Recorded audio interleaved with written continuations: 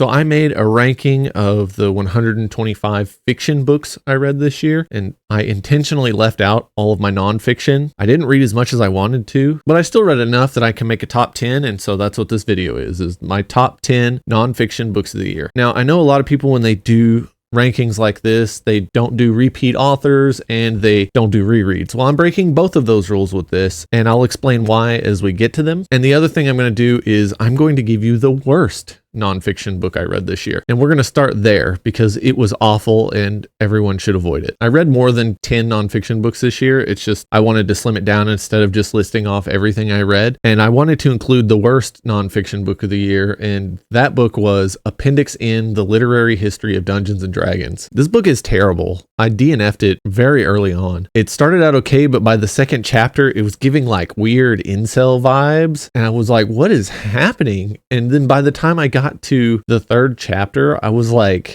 wait a second, because it should have been like a deep dive into the books that helped create Dungeons and Dragons, and instead it's like a alt-right manifesto that has all of the dog whistles you would expect in a book like this to signal to the crevices of the internet what you're about. The author like waxed nostalgic about when women were still in their place and men could still be masculine.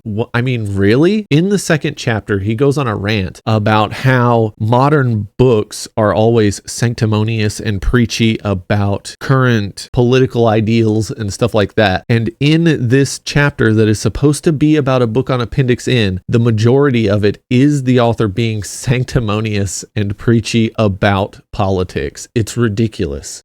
This book is just terrible. I feel like it was written for people who don't realize things like Warhammer 40K and The Boys are satire. It was just, I don't even have words anymore. I mean, what else do you want me to say? It was terrible. Now that we got the bad out of the way, let's go into my top 10, everything I loved in the whole world of nonfiction this year. Number 10 is Ken and Thelma by Joel Fletcher. It is a biography of John Kennedy Toole and his mother Thelma, written by Ken's friend Joel Fletcher. It reads like an oral history. It's all built from Joel's personal journal, letters from Ken, and materials that were shared with him through Thelma, and then her stories and stuff. A lot of it kind of mingles his time knowing John Kennedy Toole with his time after A Confederacy of Dunces was getting published, where he was like Thelma's assistant almost. And a lot of it is just kind of a viewing of like her character, and it reveals some really surprising details about A Confederacy of Dunces and the mystery surrounding the novel and John Kennedy Toole's life. It includes Thelma's like selective discarding of letters and manuscripts that she didn't think fit like the narrative she wanted for Ken's legacy, which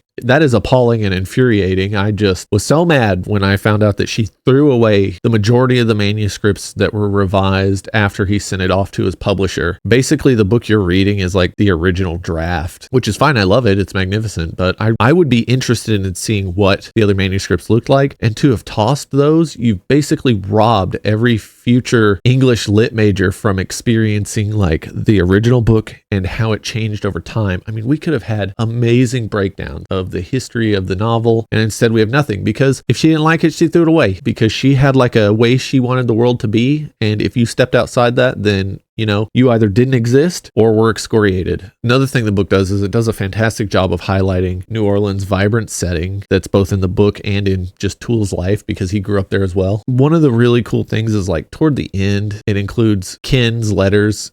John Kennedy Toole's friends called him Ken, offering like a deeper look at his writing style and just kind of who he was as a person. This book is a must read for anyone who's enjoyed A Confederacy of Dunces. It's a very short book, and what's really cool about it is Fletcher wrote this just as a reaction to the first biography of John Kennedy Toole that was basically mostly made up. They kind of made like assumptions and pulled them out of where, and it's not good. And Joel Fletcher was like so upset by just how misleading that biography was that he wanted to get out like his version of a lot of the stories and the events, and he does spend a little bit of the book debunking the original one. I think it was called Ignatius Rising. And so yeah, this is just a really good book for anyone who's enjoyed A Confederacy of Dunces, and that explains why it's on my top 10 list, because that's my favorite book of all time. Number 9 is Invisible Doctrine, The Secret History of Neoliberalism by George Monbiot and Peter Hutchison. And this is about the rise of neoliberalism and its profound impact on modern societies. It traces the origins of the ideology and exposes like its influences on all of the developed world and how it creates inequalities and disrupts democracy. And it just has like a call to arms at the end of how to kind of be vigilant and,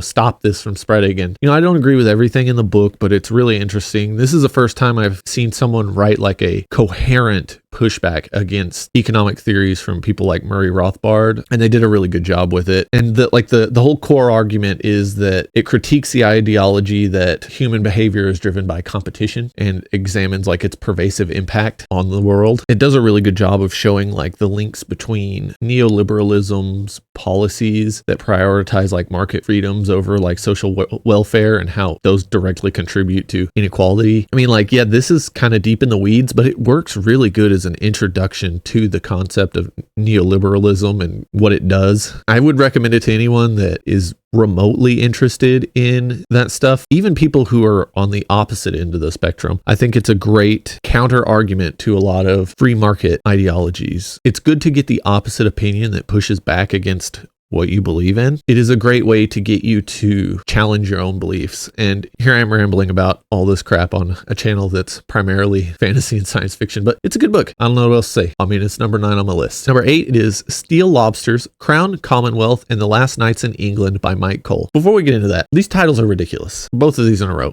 I understand you're trying to sell someone on your book, but does it really have to be 10 words for your title? And what about the previous book? 7 words for your title? It's like, come on. Invisible Doctrine is great, but then it's got that long thesis afterwards. I won't rant anymore. I mean, they're nonfiction books. They're already a little bit pretentious most of the time. This book is not pretentious. This book is wonderful. Steel Lobsters is so fun. It's a deep dive into the history of Sir Arthur Heselridge's Regiment of Horse during the English Civil War. They're knights with guns. That's Mike Cole's selling point in the introduction. He was like, I liked knights as a kid. Then I found out about knights with guns and I was just obsessed. And I now am obsessed as well. They were known as lobsters because of the shape of their armor and stuff. And they wore full plate armor and charged in with guns blazing. And it's just crazy. And it explores the formation of that regiment and the battles they fought in and their eventual decline. And it highlights the transition from traditional knightly warfare to modern military tactics in the 17th century. Sounds really dry, but it's really fun. He does get into the weeds with some of the tactical stuff, but even just glossing over that, you have a lot of fun learning about the history of knights and the way they fought during the English Civil War, which I didn't know a lot about. And I think this works really good as a starting off point for anyone interested in that era that kind of wants to start with a focal point and then branch out from there. Highly recommend it. Number 7 is Writing Fantasy Heroes, Powerful Advice from the Pros, edited by Jason M. Waltz. So this book is a collection of essays or writing advice from a bunch of different authors. And I'm just going to mention some of the standouts. The introduction is written by Steven Erikson, and he gives the best advice, but also the hardest advice to listen to, which is finish what you start when you're writing. He says that the most difficult part of writing a story is actually finishing it. And he said that that strain of pushing against your story and finally getting to the end is where you see the most growth as an author. He's probably right, but it still hurts to hear because I've never finished any story I've started writing. He gives some other advice as well, but his is mostly an introduction to this. The Hero in Your Blood by Janet and Chris Morris is a very tough nut to crack in this collection. It's kind of hard to read, but it does give a lot of good advice. It's just probably the weakest out of the ones I recommend, only because of the writing style. Taking a Stab at Sword and Sorcery would be my favorite in this collection if it wasn't for something else in here, and that's by Ian Esselmont, and he gets down to a sentence by sentence breakdown of how to write an engaging heroic story. He starts off with a basic sentence of what's going on, and he's like, how can we fix this or improve this? And he adds some things, and then he's like, we want to get across certain things while telling this story. How can we do that during this scene? And he just shows you kind of where to put the pieces to make things work. It's very good. And after that, we get Writing Cinematic Fight Scenes by Brandon Sanderson. I mean, it's exactly what you would expect. Brandon Sanderson is one of the best at writing action scenes, and in this, he tells you how to make a dynamic action scene that propels the story forward so that it's just not like a fight over a plot point or something. He wants you to be able to show what defines a character during this fight. It's really cool. My favorite, which shouldn't come as a shock to anyone, is Shit Happens in the Creation of Story by Glenn Cook. This makes me wish that we had an entire how to write book from Glenn Cook. He looks at storytelling in such an interesting way. It's way different than a lot of other people out there, and I've read a lot of writing advice books. I found out in this that he's a discovery writer, which just completely blew my mind because this man has such a talent for making a cohesive story arc like across the entire Black company. Your boy was exploratory writing the entire time. It's just incredible. The main emphasis of his essay is that shit happens and you as a writer just have to deal with it instead of fighting against it. Sometimes an important character dies in a stupid way for no reason, falls off his horse in the water and drowns, but he was supposed to be the hero that wins this upcoming battle. And it's like, well, he's not here anymore. Let's see who steps up instead, or do they fail because of what happened? One of the things that stood out to me with this is he says that when you force a character to stay alive because you need them later for narrative purposes, it's obvious to the readers and it degrades the quality of your story. He says you just got to roll with it when shit happens. In this, he talks about some of the character deaths he's written, and he was literally crying as he wrote them because he did not want to lose that character. But sometimes people die in unexpected ways. I highly recommend this book to anyone that's interested in writing fantasy novels or reading about the process of writing fantasy novels. Number 6 is my reread on the list. That is Of Dice and Men by David Ewalt. I made a video about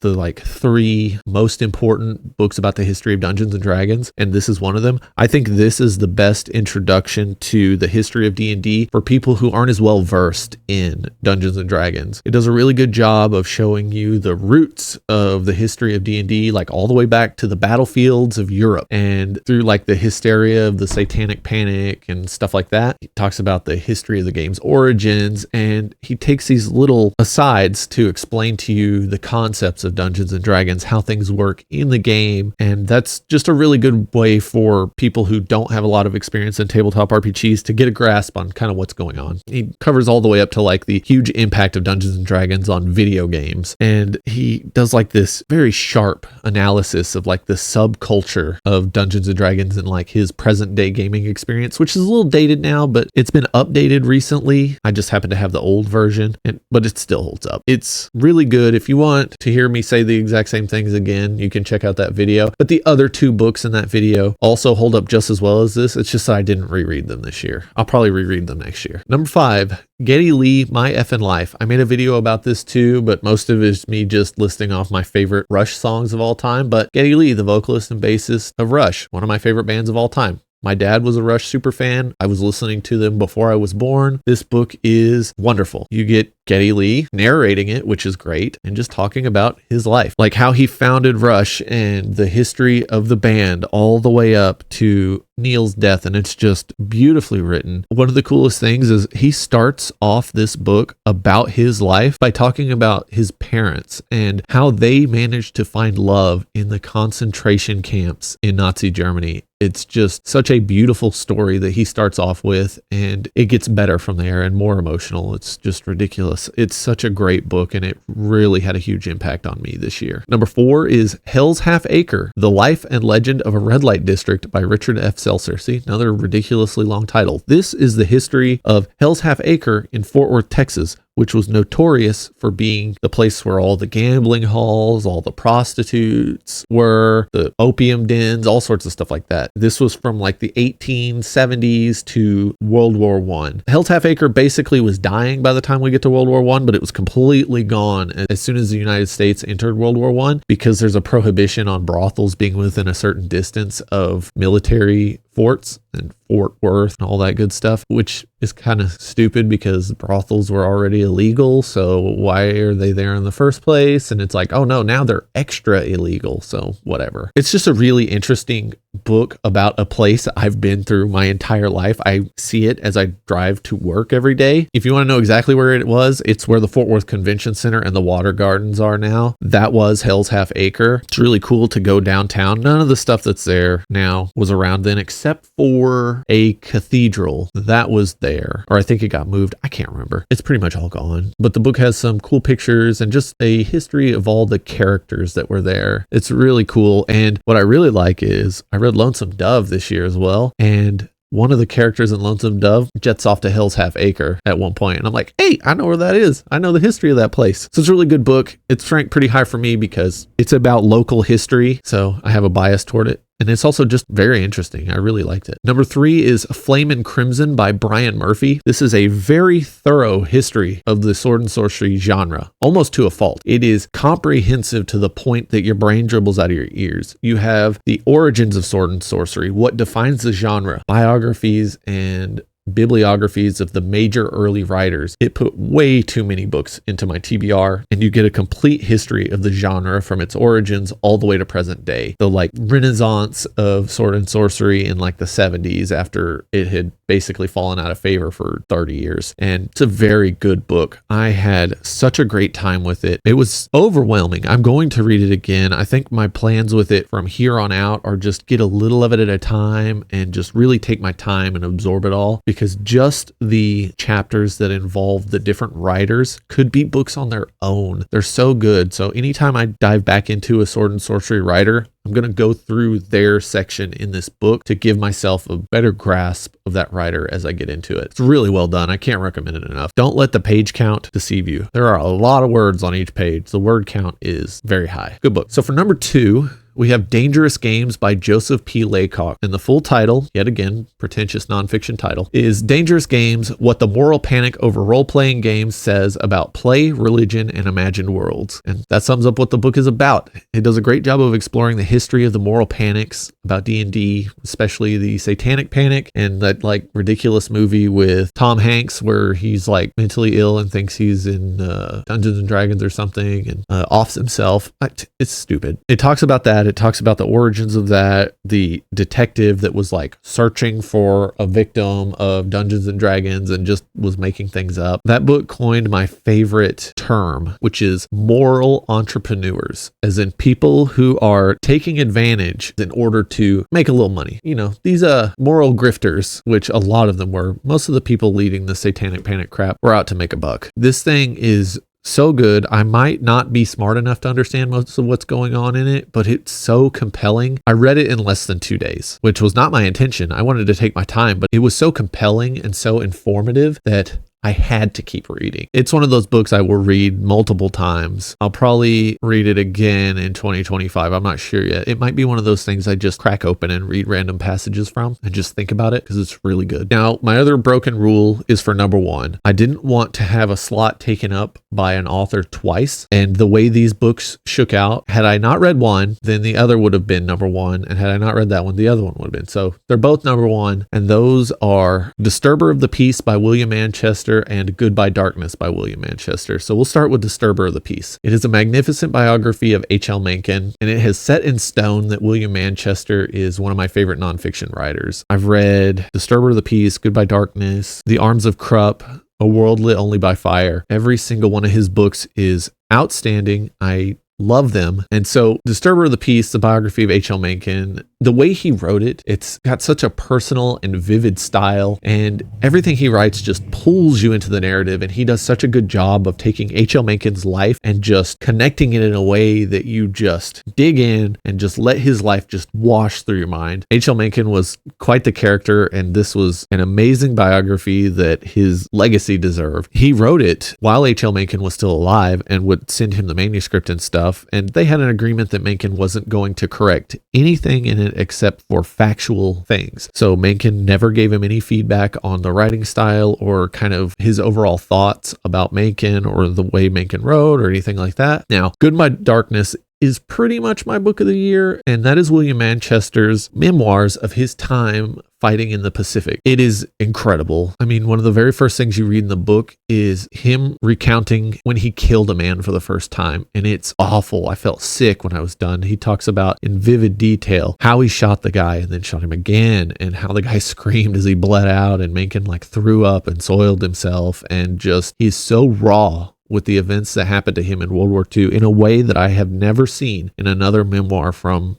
World War II. I have a video about war memoirs, and this is one of them in it. It's my favorite of all time. He's recounting this stuff 40 years later, I think, as he goes back to all of the places he had gone during the war. And so now he's an old man, and he's talking about his life and how things have changed as he's reflecting on the events in that war that changed him as a person. And it's really cool to see him writing in this detached way of the events in World War II, especially the Pacific Theater, and then where he was in the war. And it's just so cool to have the old man talking about the healing process. I highly recommend it to anyone that enjoys war memoirs and wants to read about World War II. It's such a great book. He gives off these little asides about the war itself, and he does it in such a great way. I cannot recommend it enough. Well, that's my list. I did not read as much nonfiction as I wanted to this year. I read about half as many nonfiction books as I wanted to because I tried to do an arbitrary amount of about 20% of my reading a year is nonfiction. I think it's only like 10% this year, or maybe like 12%. So better luck in 2025. I'm hoping to read closer to 30 nonfiction books in 2025. We'll see. That's pretty ambitious. I really enjoy nonfiction. Have you ever noticed that nonfiction feels a lot more personal than fiction? Like, I'm always happy to take pictures of my bookshelves and share them. But when I go to take a picture of my nonfiction shelf, I'm like, do I want to share this? It kind of reflects on you as a person, what you enjoy in nonfiction. Like, yeah, people read smut books all the time, or corny romance, or corny science fiction and fantasy, stuff like that, or I don't know, James Patterson novels. But when you take a picture of your nonfiction self, people are like, that's a lot of books about genocide. Do we need to talk about this? I'm not saying I have a bunch of them. I'm just saying, sometimes you take a picture of your nonfiction shelf and people are like, bro, do we need to have a chat? So I don't know. I really enjoy talking about nonfiction. I'm going to keep doing it on this channel. So sorry for all the fantasy and science fiction enjoyers out there, but being well read in real life events has